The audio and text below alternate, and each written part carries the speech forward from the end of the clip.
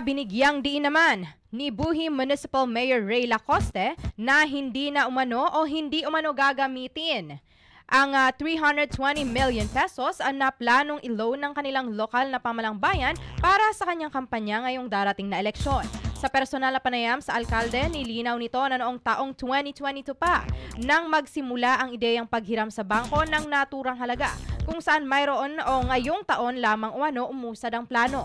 Aniya, kasama na ito noon sa agenda ng kasalukuyang administrasyon at wala umanong dapat ikabahala ang publiko dahil marami pang prosesong pagdadaanan ng ordinansa na sigurado aniyang hindi naabuti ng kanyang ikaunang termino. Pakinggan natin ang parte ng naging pahayagaan ni Mayor Ray Lacoste.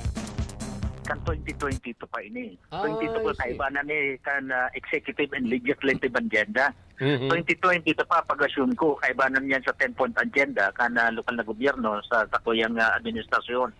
So kadakol na steps, kadakol na proseso ang dinigibo. So talagang iningani dahil mani ma-implement ko niyan. Kadakol pang proseso, kadakol pang agihan na proseso bago ini mangyari. Baka sa second term na ini, second term ko, o baka sisay ng tumokaw dito kasi hindi na magpadagos. Dahil man ini ma-implement ko niyan, gusto kong ipaliwanag ini na kung saan sarong proyekto na kung saan sinisimbag ta sana ang problema kan Banuan. Bako sana kan Banuan na buhi, kundi hilingon po nindo. Gabos na Banuan, di sa Gamarinesor, problema, basura.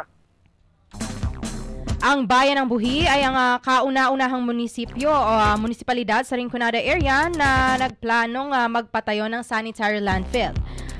Ayon sa alkalde, gumagastos ang kanilang LGU ng 8 piso per kilo o 8 pesos per kilo para sa mga basurang dinadala mula Buhi hanggang Daraga Albay.